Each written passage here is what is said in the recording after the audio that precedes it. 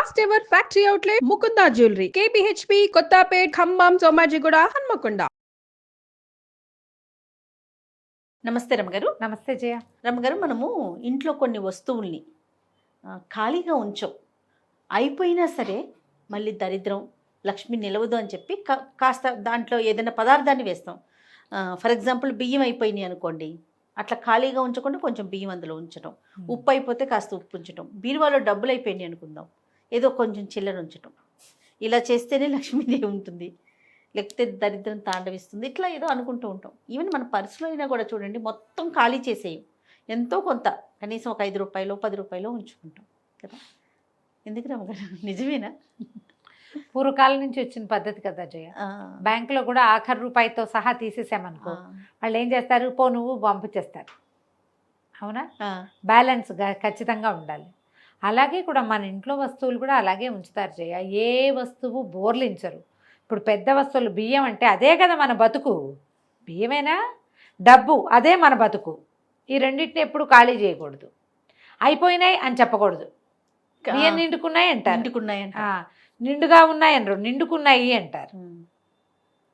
అది చెప్పాలి అట్లా. ఇప్పుడు లా ఆఫ్ అట్రాక్షన్ అని విపరీతంగా నడుస్తుందా?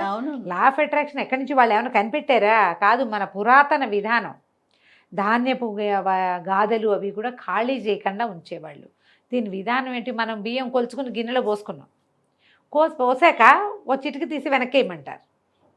మనం ఇప్పుడు చేయటంలా సిటీలలో, ఊళ్ళలో ఇప్పటికీ పాటిస్తారు. 4 డబ్బాలు బియ్యం పోసుకున్నారనుకో, గిన్నెలోంచి ఒక గుప్పెడు బియ్యం మళ్ళీ వెనకేస్తారు. అందులోంచి తీసి పోసుకోకూడదు, ఇందులోంచి తీసి అందులో వేసేయాలి. మనం మన గిన్నెలో వండుకోవటానికి వేసిన గిన్నెలో నుంచి మళ్ళీ 4 గింజలైనా వెనక్కి వేస్తారు. పాత పద్ధతి. అప్పుడు మనం ఎప్పుడు ఖాళీగా లేకుండా ఉంటుంది మన ఇంట్లో వస్తువు అని. బియ్యం ధాన్యం డబ్బా బోర్లిచ్చరు, బియ్యం కొల్చే డబ్బా కూడా బోర్లిచ్చరు. మరక ఉంటుందా, మరకం అంటారు మా వైపు దాన్ని. కుబేర కుంచం అని ఇప్పుడు పెడుతున్నారు కదా, కుంచం అంటారు, మరకం. దాని పేరు ఇంత పేరే అది, ఇంత ఉంటుంది ఇనపది. దాన్ని ఎప్పుడు బోర్లిచ్చరు, బోర్లించకూడదు. పాల డబ్బా, బియ్యం కొలుచుకునే డబ్బా ఉంటుందా, మనకు ప్రత్యేక డబ్బాలు ఉంటాయి కదా. ఎవరెవరి ఇళ్లలో బియ్యం డబ్బాలు లేకుండా మీరు మంచినీళ్ళ గ్లాసులతో కొలుస్తున్నారో, మీరు ఈసారి షాపింగ్ చేసినప్పుడు కొత్త వస్తువులు కొనుక్కుంటాం కదా, బియ్యం కొలుచుకోవడానికే ఒక గ్లాసు కొని దాన్ని అందులోనే పెట్టండి. అన్నిటికీ వాడద్దు. బియ్యం డబ్బా డబ్బాగానే ఉండాలి. ఆ డబ్బా పర్వాలేదు, ఏదైనా సరే దానికే. ఇంకా దాని కొలత ఉండే వస్తువులు ఎట్లా ఉంటాయి జయ, కొలిచే వస్తువులు అడుగును సన్నగా పైకి మూతి వెడల్పుగా ఉండవు, సమానంగా ఉంటాయి. కొలత కరెక్ట్గా వస్తుంది. మనం ఒక ఇంత గ్లాస్ అనుకుంటామా, అంత గ్లాస్ బియ్యం రావు మనకి, అడుగును సన్నగా ఉంటుంది కదా.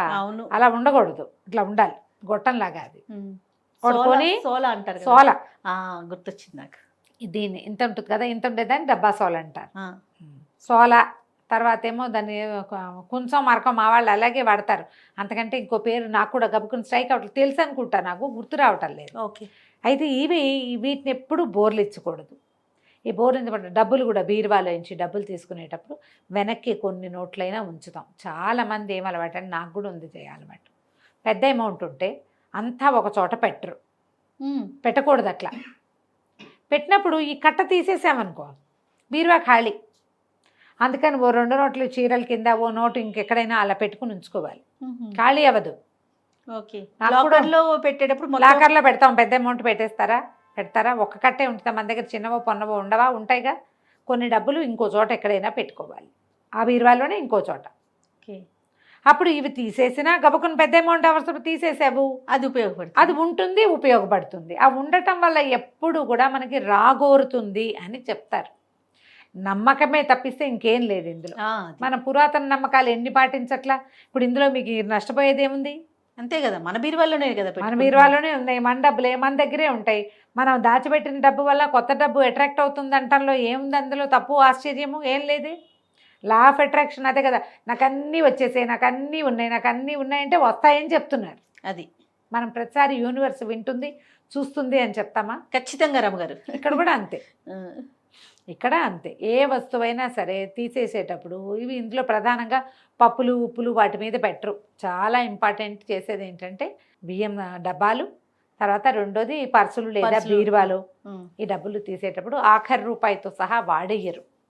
అందుకని మనకి చిన్నప్పటి నుంచి ఏం అలవాటు చేస్తారు, ఒకవేళ ఈ నోట్లు అయిపోయినా ఏవో 2-3 డబ్బాలలో కాయిన్స్ వేసేవి, చిల్లర చిల్లర. కాయిన్స్ ఉంటాయి, చిల్లర వేసి పెట్టుకునేది, దేవుడి దగ్గర చిల్లర వేసి పెట్టుకునేది ఒకటి, అవును. ఊరెళ్ళడం కోసం దాచిపెట్టుకునే డబ్బులు కొన్ని. ఇలా దాచిపెట్టడం వల్ల ఏమవుతుందంటే సమయానుకూలంగా మనకు డబ్బులు వస్తాయి. ఇదంతా ప్లానింగే, ఎకనామికల్ ప్లానింగ్లో భాగమే తప్పిస్తే ఇంకేం లేదు. ఉమ్.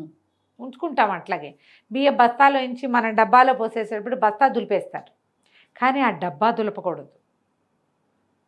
లా ఆఫ్ అట్రాక్షన్ తప్పిస్తే ఏమీ లేదు ఇందులో. వాళ్ళు ఎవరో కనిపెట్టారు వేరే దేశం వాళ్ళు అని మాత్రం అనుకోకండి, మన వాళ్ళు మనదే. కనిపెట్టిందే. మన చిన్నప్పటి నుంచి, మనం పుట్టక ముందు నుంచి మన ఇళ్లలో ఇలాంటి పద్ధతులే నడుస్తున్నాయి. అది ఇంచుమించు అన్ని ప్రాంతాల్లో ఉంటాయి జయ. పసుపు కుంకుమ అలాంటివి ఏవైనా అయిపోయాయి అని చెప్పరు, అవును, నిండుకున్నాయి అంటాం కదా. నిండుకున్నాయని చెప్తారు. ఇది నిండుకున్నాయి, అది నిండుకుంది. ఉప్పు విషయంలో కూడా అలాగే ఉప్పు విషయం కూడా అంతే. ఉమ్. పోర్లిపోతే పడిపోతున్నాయి అనకూడదు, ఉమ్. అరేరే అనకూడదు.